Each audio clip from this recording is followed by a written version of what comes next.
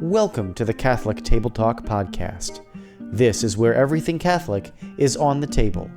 New episodes Thursdays at 9 a.m. Eastern on most podcast platforms. Here's your host, William Sauber. Well, welcome back to the podcast, I should say, everyone. This is episode 173, and if you're just joining us, we're a Catholic Table Talk podcast. We talk about pretty much anything Catholic you could think of, and this week we have a very special book series that real quickly, before we get to that, but stay tuned, we're going to have a great conversation with Dr. Wood on his book series. If you have a show topic or a speaker request, please email us at catholictt@gmail.com. Again, it's Catholic with 2 T's at gmail.com. It's the fastest way to get a hold of us. Check out our website, catholictabletalk.com. Also, if you want to become a sponsor, reach out to us as well. Today's sponsor is Dr. George Saguma. Dr. George Saguma is a physician and medical doctor who practices holistic health and healing. Also, he's leading a pilgrimage to the Holy Land in spring of 2025. With yours truly, we'll be going on that Holy Land trip. So if you have questions about that, please reach out to Dr. George or I. Thank you for Dr. George Saguma for sponsoring today's episode. Again, it's drgeorge.com is his website. All right, so moving on to today's topic, and I mean it's very very intriguing topic. I feel again, of all the times people have had the books on the show, and we've talked about the books. A lot of you, if you're familiar with the show, know that I'm not the best reader, I'm not the best writer, I'm not the big into reading, I'm not big into writing, but I do like a good book when I see one. And this book series really caught my eye when the books came, and the more research I've been doing about this. And about the author is Dr. John R. Wood. He is the author of 10 books, including one of the American Catholic bestsellers, Ordinary Lives, Extraordinary Mission, 5 Steps to Winning the War Within. As a highly engaging speaker, John has inspired thousands with his talks to embrace the message of the universal call to holiness. He is the president of the non-profit organization Extraordinary Mission, which we'll talk to that a little bit more about that in the show as well. John, his wife Kristen, and their 5 children have a sacramental family retreat called Dragon Slayers that is designed to inspire parents and children to become saints. Out of over 600 applicants, Dragon Slayers was a finalist in the 2021 Our Sunday Visitor Catholic Invitation, challenging as one of the best new innovative ideas in the country, and was a catalyst in creating the 7 Deadly Dragons book series. Now you're thinking, 7 Deadly Dragons, what does that have to say anything about the church? We'll get to that in just a moment when we get Dr. Wood on. Real quickly, we have the big picture up. This is book 1. We'll talk a little bit about with the doctor. And book 2, as you can kind of see, you might have an idea of what they're about. So let's welcome into the show, Dr. John R. Wood. So, Doctor, thank you for your time today and your commitment, and just really the time to come on the show today. You're welcome, William. It's great to be here, and I look forward to talking to you today. Yeah, absolutely. Like I said, your books seem appealing, and we'll get more in depth into who they're more, I guess, centered for. But just me as a soon-to-be 24-year-old, I'm like, I could read this book probably anytime, and so we'll get into that more, like I said. But so first of all, Dr. Wood, I mostly ask every author that comes on my show about the books or the book series or whatever the author has written, is what has motivated you to write this series? I mean, what really, like for me, I just thought about making the podcast sitting on the couch one day, like, hey, I should start a show. So what motivated you to start a book series? Yeah, I mean, it's been kind of a long process of my own my own journey. I'm an eye doctor by trade. That's what I do for a living, is do eye exams. But back in probably 2012, I had the opportunity to meet Matthew Kelly. I was writing this book at the time, that Ordinary Lives, Extraordinary Mission, and handed him the manuscript, and he actually published it and became this dynamic Catholic book that has sold a 250,000 copies, that gave me all these opportunities to travel and speak and share my Catholic faith. And God kind of has a sense of humor. I'm pretty shy and introverted, and I never really thought of myself as a writer or a speaker, but God always has plans that maybe we're not aware of, and we say yes, and He opens doors. And so I started getting these opportunities, and the basis of that first book was winning the war within, and 5 steps to winning the war within. And that's number 1, you got to know you're in a war, a spiritual battle that we all struggle. Number 2, know your enemy, free yourself, have an ally, have the church kind of help us, and then step 5 was to kind of have a sword, fight back. And so step 2 really was kind of like, know your enemy, know who you're up against. And you look at our culture, and you look at all the division, you look at a lot of sobering statistics. As a doctor, I can tell you all kind of the health crisis, and how we struggle with all of these things, the deadly sins, the Catholic Church calls the deadly sins, the 7 deadly sins, and they're showing up everywhere. And I get the opportunity now to do a lot of sacramental retreats, because my target audience is young parents. And I feel like we can maybe change the culture by inspiring parents to pass on the Catholic faith, because I feel like our Catholic faith is the best way to live. It can teach virtue. And so we developed this retreat called Dragon Slayers, because dragons represent sins, temptations, obstacles to becoming saints. And if you look at all the problems in the culture, I think they all stem from the 7 deadly sins. And so we wanted to find a creative and innovative way, to help kids build a strong foundation, or help parents teach their kids to overcome pride, to overcome envy, to overcome sloth, greed, wrath, gluttony, and lust. These really are the root of many of the problems we face in our culture. And so the dragon analogy works really well. Kids like that idea of slaying a dragon. We decided to give the dragons an image, a name, describe the dragons, and then put them into these stories. And that's really where the story series, the book series came from, is the phenomenal feedback we've gotten from these kids who want to be dragon slayers. And we feel like stories is a great evangelization tool, because, if you want people to know the truth, tell them the truth. But if you want them to remember the truth and love the truth and live the truth, tell them stories. And so that was kind of the goal here, is to tell good stories that teach about virtue and help kids build that foundation of virtue, so they can begin to slay these 7 deadly dragons and turn our culture around and be a light in the darkness. So that's kind of the motivation of where everything came from. Awesome. Well said. And I mean, that is a great, thinking of what the devil is. A lot of people think of the devil. I mean, you think sometimes you think of him as a dragon, sometimes other things. He appeared to Pure Paul, whoever, in the prison as a dragon. So again, and probably think of demons of that as well. So no, I totally agree with that. And you talked about the 7 deadly sins, and the the 7 deadly dragons. What makes them? So you talked about the 7 deadly dragons and what they stand for, but what makes them so deadly in today's society? So, the church defines has, there's a long history of that. I did a lot of research on, where these, the 7 deadly sins came from. And really, they're called deadly, or capital is another word that the church has given them, capital, because they are the foundation or root of all other sins. So it's not that they're the most serious sins in a sense, but they're the ones that everything hinges from. And so sure. All those things I listed, in our culture, that we struggle with, that's the root of the problem. And we give the kids a lot of dragon slaying maxims, what we call maxims. One of the maxims in book 2 is to kill the fruit of the dragon, you got to get to the root of the dragon. And we feel like, in the big picture, these 7 deadly sins, pride, envy, sloth, greed, wrath, gluttony, and lust, are really the root of all the problems we face. And if you can learn to overcome these capital sins, then we can begin to slay or overcome, any sin, because they all kind of branch from these 7. That's why they're so deadly. Sin is really, it's not arbitrary breaking of a rule. It's something that hurts our relationship with God. It damaged that relationship with God. We want to be in the state of grace. Sin, harms our relationship and can, keep us from being in the state of grace or pull us out of that state of grace. That's why they're so deadly. We need to be in the state of grace to have that life of God within us.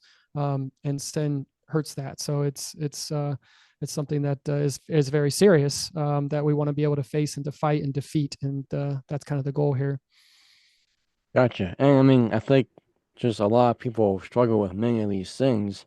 I mean, even probably little kids, who don't know that they're struggling with them, or they won't know the highly, like you said, the severity of them, about what they can do to us. And I mean, not really so much physically, but spiritually.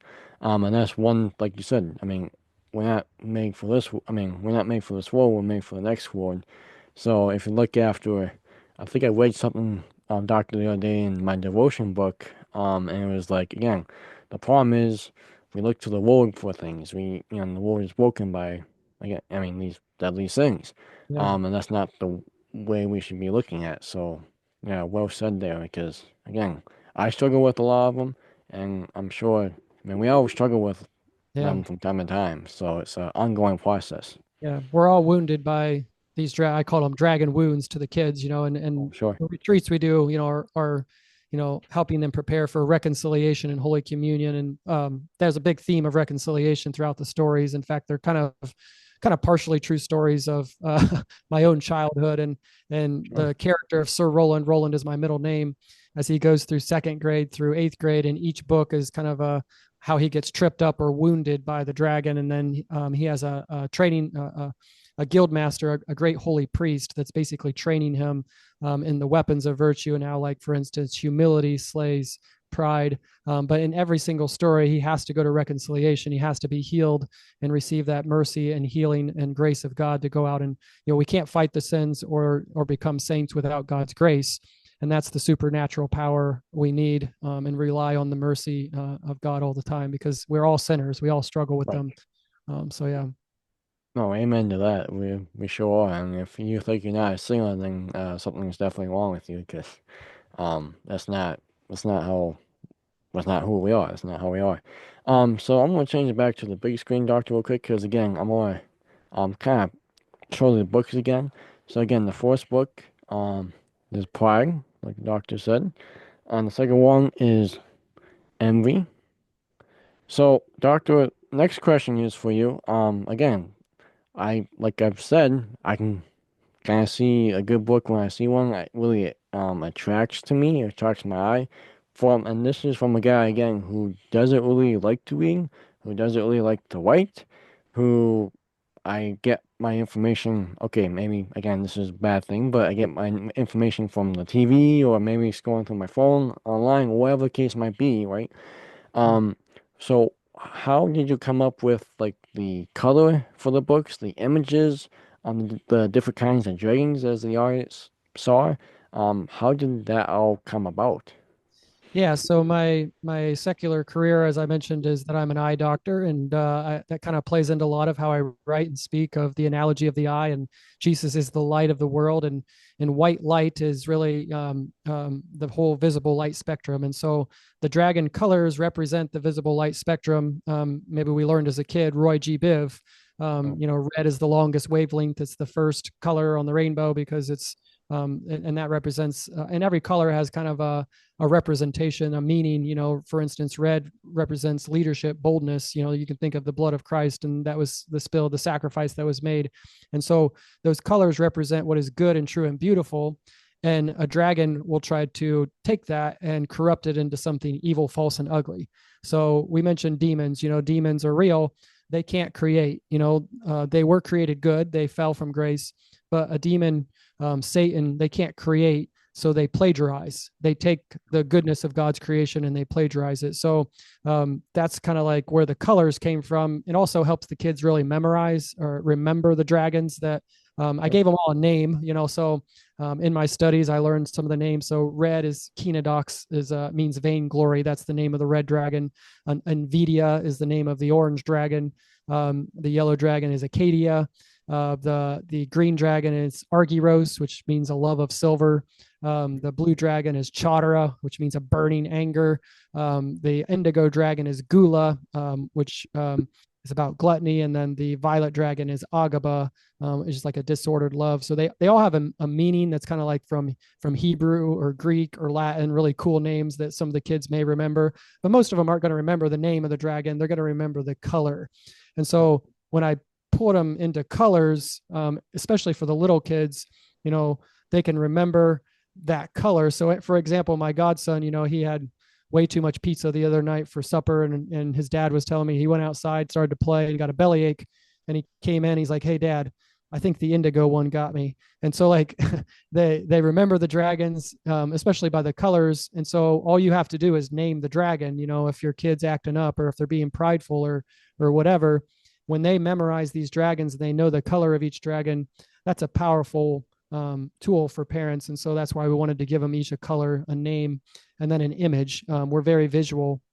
One of my daughters, my older daughters, is a great artist, and so for over 2 years she'd been working on the images of these dragons. And there's a patron saint for each book. So she drew the images of all these dragons and saints that you see on the covers and throughout the book. There's lots of pictures and design in the books that are going to visually attract these kids to that kind of medieval lore of dragon slaying and knights and those kind of things. So it's the visual images can really draw the kid in, and then the stories hopefully will capture them. And then from there, they're going to want to learn more and kind of dive into the catechesis. And we have a lot of QR codes in the books that kind of lead them to my podcast Saturdays with Sir Roland and some of the further deeper lessons in catechesis that I can teach them once they want to learn to be better dragon slayers.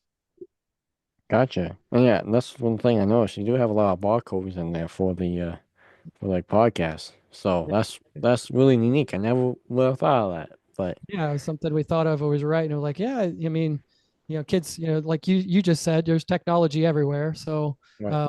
a lot of them, their parents at least have a smartphone. They can scan that code. It talks about the games that are in there. It talks about the lessons, the dragons, the weapon, the armor, the virtue. It just kind of helps them dive deeper into the lessons. Sure. No, absolutely. Thank you for that. I mean, I know you said those were cool names, but maybe it's because I'm thinking about just the seven deadly sins and what they are. I felt like, oh, like that seems kind of creepy names, but as long as you remember them, then yeah, stay away from them. Yeah. So I like that. Yeah. Yep. So like you talked about your godson, and and like you said, your target market is for younger parents, younger, so probably like my sister that has kids growing up in that age. So I guess be a little more specific in terms of what ages kids are reading these books. Like, what are these books more geared for? Because again, I mean, as of now, I'm a janitor at the local Catholic school, and I can see, well, I can see, second grade reading this really well, but would kindergartners get this? Who are they? What's kind of the age in that? Yeah. What So you would recommend?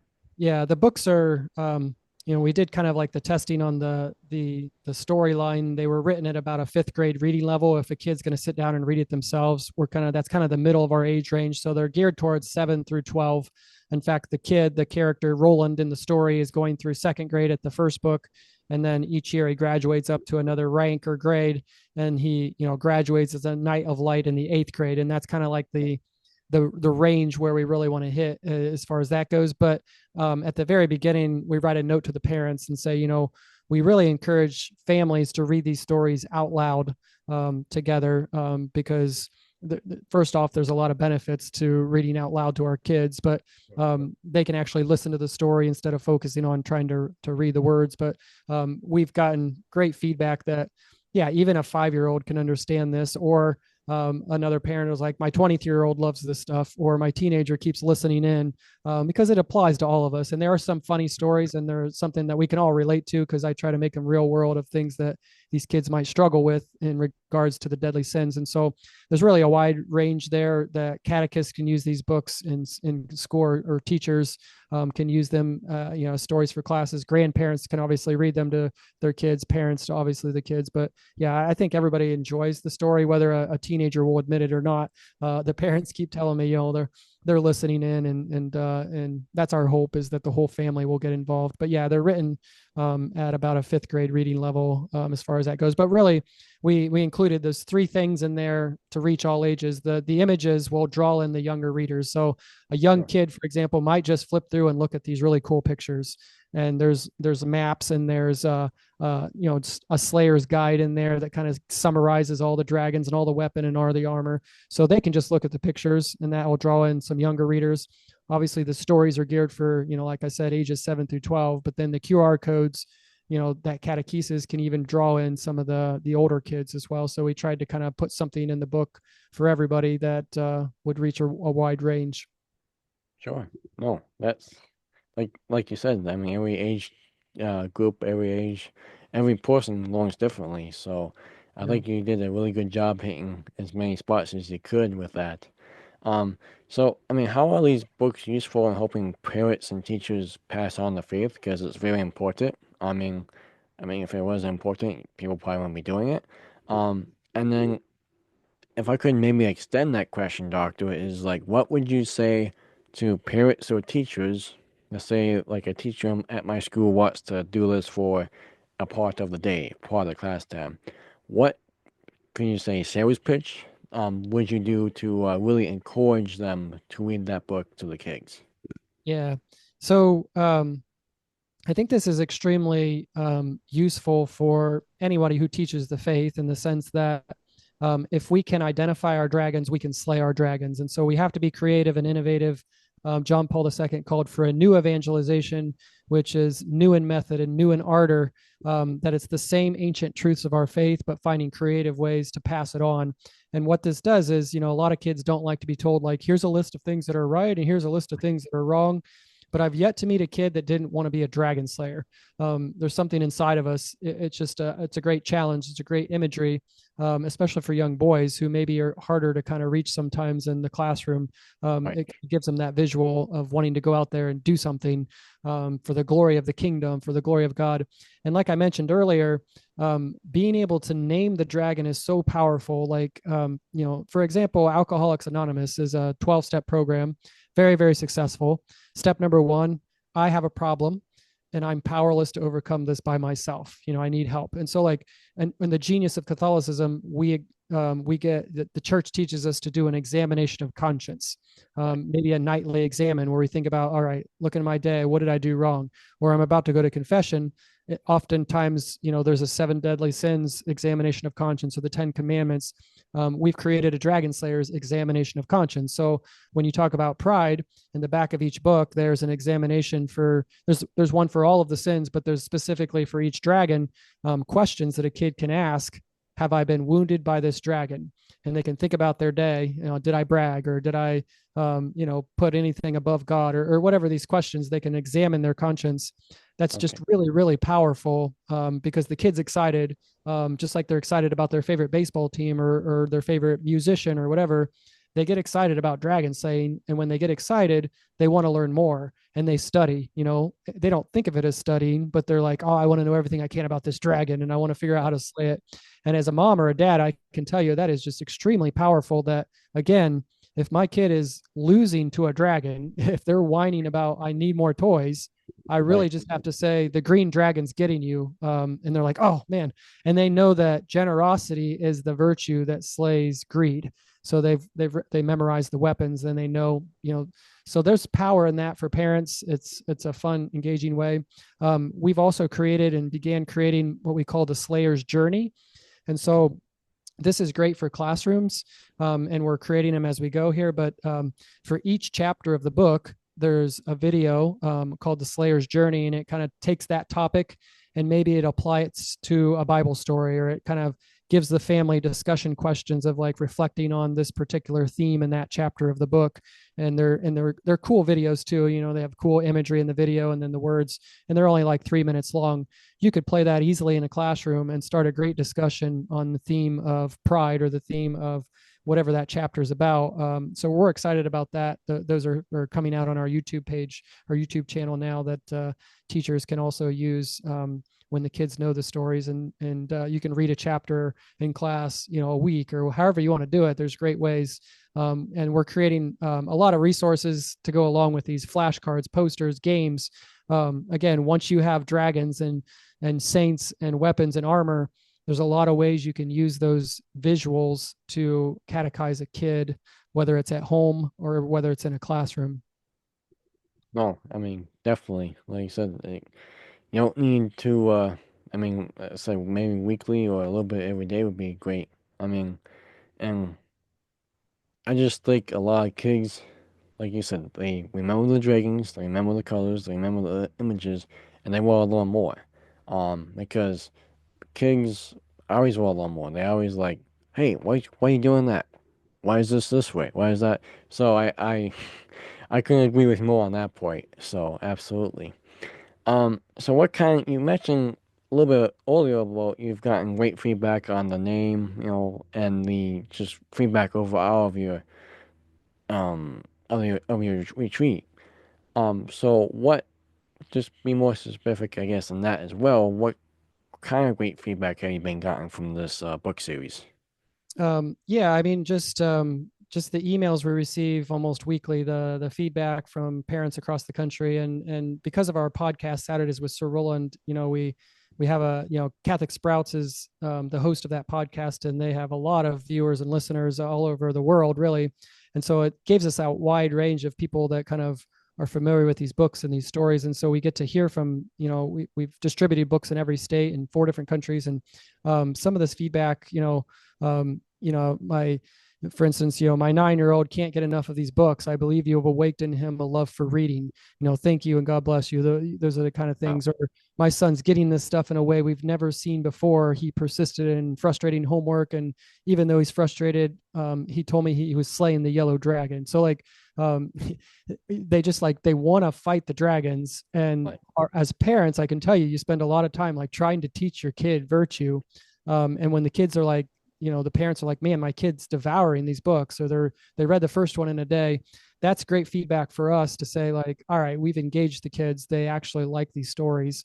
And like I said, storytelling's powerful because they're going to remember the story. They're going to start to love that image. And so that's feedback that keeps you going, that keeps you writing. It gets you excited when you hear just random parents all over the place that you've never met before, reaching out and telling you, thank you so much for awakening this in my kid, who, quite frankly, was really hard to, really hard to get on board before.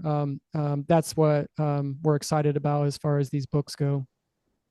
Awesome. Well, that's great news to hear. And to be honest with you, Doctor, man, I was not the best at school. I was not the best at homework all the way through college. It never was a friend of mine. It was, I always struggled with it. I always kind of was not the best kid at homeschool with my parents, if they would say that. But again, it's yeah, you're always wanting to feel accomplished, I should say. So I think that slaying dragons is a great way that kids, again, like you said, feel accomplished, and really just having that eagerness to do more, learn more, and really take it seriously and take it kind of enjoyment of learning more about it. And that's something that in a lot of topics in today's, or in school in general, a lot of kids don't see that. They don't have fun at math. They don't have fun at science. They don't. So I think if you get hooked on reading about the deadly things and the faith, I think that is totally what God has what He made you for, and what you're following His will, I should say. So I totally agree with that as well. Um, so just a couple more questions here, Doctor. First of all, before we wrap this up, I want to make sure I get this question in before I forget. I usually send the the extraordinary missions link in the show notes. Do you mind if I do that? That'd be great. Yeah. Awesome. So again, the link to all the books, folks, and all the back to Dr. John Woo's work will be in the show notes, his website, and a quick link to his books. You can find them down in the show notes when the episode is over. Again, we're talking with Dr. Wood. He is the author of the um, book series, The Seven Deadly Dragons. Kind of talks about the seven deadly sins. So, what? Who are some of the influencers, I should say, that got you into the topic of dragon slaying? Because was it just again a pop up in your mind? Was it people who? What was the influence? Yeah. So when my son, who's 16 now, but when he was just a little boy, I remember walking through a Catholic bookstore and there was a book and they were called Dragon Slayers and it had all these images of different dragons and stuff. And again, I have four daughters and one son. And sometimes, getting a boy excited and engaged in the faith is different from sometimes getting the girls excited. And Right. I just noticed that this book just captured his attention. He just wanted to look at these images of dragons. And so I'm like, wow, that's interesting, And so we started using this book and talked to the author and getting feedback from the author and ideas and suggestions. And that's kind of where the retreat kind of started and developed. And then, so that was a great influence that, hey, kids like this stuff. They like this topic and we can take this into a deeper level. And then, Bishop Barron has a series called the Seven Deadly Sins, Seven Lively Virtues. And so that was a big influence. I loved his presentation on the deadly sins to kind of help them come alive for me and understand how they're applied to my life. And so there's also a book called The Seven Deadly Sins written by a guy named Kevin Yost. And he talked about more of the history of where did these sins come from? How did they develop? The names, kind of where I got the names of the dragons is just these different Hebrew, Greek, Latin words that what the words actually mean and how they can be so deadly. So those are a few of the references. But my whole life, Saint George, my kid loves this stories of Saint George and the legends of the Dragon Slayer, and so and I've always just liked medieval times and that imagery of medieval times, and I'm kind of old school in that way. So with all those That's all right. influences, yeah, that's kind of where a lot of the things that have influenced me in this topic. Sure. Oh, awesome. I mean, again, it's something that you like and something that, again, if you don't like what you're doing, you're probably not doing what you're supposed to be doing. Yeah. So, can you tell us a little bit more, Doctor, about the Sacramento retreats that you do, that are kind of based on these seven deadly dragons? Because I'm guessing if the books are this great, the retreats must be this great. Am I right? Yeah, well, yeah, I sure hope so. Yeah, Okay. the, like I mentioned earlier, my target audience is young parents, Yep. and I had traveled the country for probably 10 years doing a lot of conferences and parish missions, but I felt like I wasn't reaching my target audience. The people that come to those events usually are the people that are already on board, they're already engaged.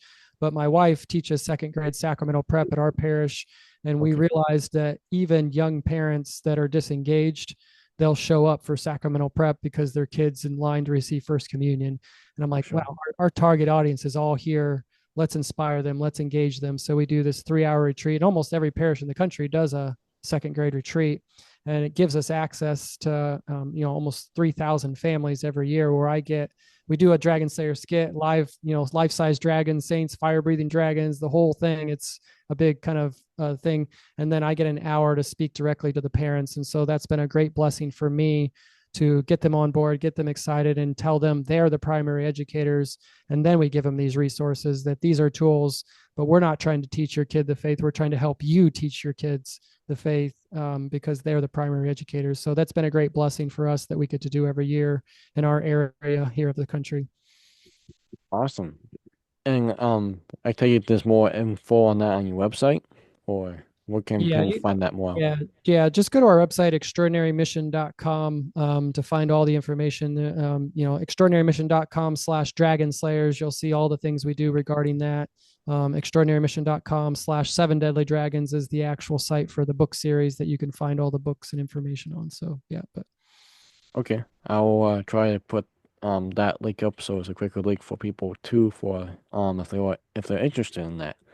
Um, so just a couple more questions, Doctor, and then we'll let you go because again, it's just thank you for your time tonight. sure. Um, can you tell us more about the process of how you really wrote and then publish and then release these books so quickly? Because again, I guess it was kind of fast, but I thought about a podcast in December, and then I released the fourth episode in March, which, in the time of the podcast era, that's kind of a long time. So, and books to me, I mean, you gotta write and then you gotta publish, you gotta get them out. How did you do this in such a short amount of time? Yeah, it was a great team effort, and that's why the project was so special for me. Was that my entire family was involved, and so last year I kind of based on the podcast wrote like a catechetical book, and the early readers were like, "No, kids like stories," and so I developed and decided, all right, I'll try to write a story, and then I quickly realized I can't really make this into one story. It's got to be a series of the seven deadly dragons, and then we kind of got the ambition of getting the first book out by Easter, and then releasing one book each month. And so it was really kind of an assembly line. I was writing stories. My daughter was obviously, drawing and creating a lot of the images. My other daughter and my wife were editing, through several rounds of editing the books. And then our media guy at our extraordinary mission, he was, putting the design in and figuring out how to self-publish, because we do give a lot of these away for free, and we wanted to have that access to self-publishing so that we could do what we wanted to do with the books. And so it's just a great team effort. And I'm looking back, I'm like, that was kind of crazy. I'm not sure how we did that. But starting in January and then getting the last book was published on October 1st. To do 7 books in 1 year was just something that at the start we couldn't imagine that we had accomplished that, but we did it, and I'm really glad we did. But and it was kind of like a magazine subscription, for the early people. They'd get book 1, and then a month later they'd get the next book, and so the kids were kind of excited about, hey, when's the next book coming? And so it held us accountable, like we got to get these books done. Right. And sometimes a deadline helps you finish the project. No, absolutely. And actually, I mean, that's a good point. If it takes 7 books each a month, that's basically, I mean, that's the whole school year you could be reading them. So, Yeah, yeah. and I mean, 7 books in 1 year, yeah. I think a lot of New York Times bestsellers probably don't get 7 books in 1 year. I could be wrong on that. Again, I'm not a big writer, but Yeah, that's I'm very hard not to sure do I'd if I'm not. recommend doing that many books in a year, but it was really one long story that we kind of developed into 7 shorter books. So I kind of Sure. look at it as one big story. Okay, that's I guess easy to look at for sure. Um, So again, can you just maybe tell us a little bit more about the images and the dragons and the sights and kind of just the artwork? Because again, I'll show them again one more time. It's not something that you took lightly. It's not something that you see out there a lot in the published world. So I Yeah. guess if you could wrap up the show with that question, and then just kind of the final remarks you have that you want people to know on this book series. Sure. Yeah. So a lot of people say like beauty will save the world. And like I can speak a lot of truth and I can try to catechize, but like what draws people in is beauty. And so we wanted those images to draw in people. And my daughter, it was really a beautiful thing as a father to see that process of her gain her confidence of trying to figure out how do I draw these dragons. And, we used a lot of different methods. For instance, the indigo dragon is my buddy's dog, like kind of like Right. a model. And so like what would these dragons and their personality, how would they look? And so to see her develop, and again, it took about 2 years for her to kind of visualize, sit down with a piece of paper, literally draw them, and then color them with a colored pencil, and then turn that into a graphic design, and then somehow get that into the books. That was a long process, but it's very rewarding to see how these images and these saints and these dragons, and my son drew a lot of the weapons and the armor. And so it's pretty special for me as you flip through these books that my family did so much work. It's really a family written by it's stories written by a family for families, and so my whole family really needs that credit of the work to put all that in. And so I just hope that I hope the book series will inspire people. I hope that families out there will check out the series and read them together. Again, they're fun to read out loud together. There's a lot of references from my childhood of the 80s and 90s that parents will get. There's funny, movie quotes or song lyrics that they're going to recognize that, we try to, I have a pretty good sense of humor. I try to kind of incorporate that into the stories. And again, some of the testimonials, like my children and I, ages 10 to 23, all enjoy this book. It draws you and makes you laugh, make you feel for the character, and authentically teaches the Catholic faith. And so that's the goal. I love my Catholic faith. I think a lot of people do, and they're just struggling to find ways to communicate that to their family and especially their children. And my hope and prayer is that this book series will help them do that. Right, amen to that. And I mean, I definitely love the Catholic faith too. And when he says, "Is it easy?" I'm like, "No, but what in life is, right? Nothing in life is." And basically, again, you can see the virtues come when you practice them. You can see just the destruction of the seven deadly sins kind of get less taking advantage of you, and that's just one aspect of the Catholic faith. So and again, if you love the faith, you're probably not going to lose the faith. So yeah, Dr. Wood again, it's the whole credit goes to the Woods family. But Doctor, tonight, thank you for your time and just your willingness to come on the show, and thank you for what you do as, first of all, a doctor, and second of all, writing this very cool book series that I think more people, and hopefully a lot of people find out more about here on the show and other places. So thank you again for your time. Thank you, William, and thank you for what you do and for your podcast and talking about your faith and sharing it. I really admire you for doing that, and keep up the great work. Will do. Again, that's Dr. John Wood, everyone. Again, the links are down in the show notes below. Again, you can find the books real quickly. You can find the retreats real quickly, and you will just find the overall his website. Again, it's Extraordinary Mission. You'll find that down there as well. And again, I got 2 of the books. I'll make sure I'll get some of them, and I'm gonna talk to the folks at the school. And I think you should, even if you don't have kids, I think it's a good book series to give away at Christmas, or just give them for your Forced Reconciliation, Forced Communion, that stuff. You know what I'm talking about, folks. Give it to the kids, because if we don't give them to our kids and share the faith with our kids, we're not going to have the faith is not going to continue to grow. And that's what Jesus calls us to do, is to go out and preach the gospel and share the faith. So until next week, stay in of grace by doing that. You go to the sacraments, especially confession, confess all the 7 deadly sins that you're struggling with. And trust me, we all been there. Don't feel bad. We all been there. And we'll see you next time on Catholic Table Talk Podcast. Thank you for listening to this week's episode of the Catholic Table Talk Podcast, where everything Catholic is on the table. Don't forget to subscribe to Catholic Table Talk on your favorite podcast platform to get new episodes delivered directly to you every Thursday at 9 a.m. Eastern.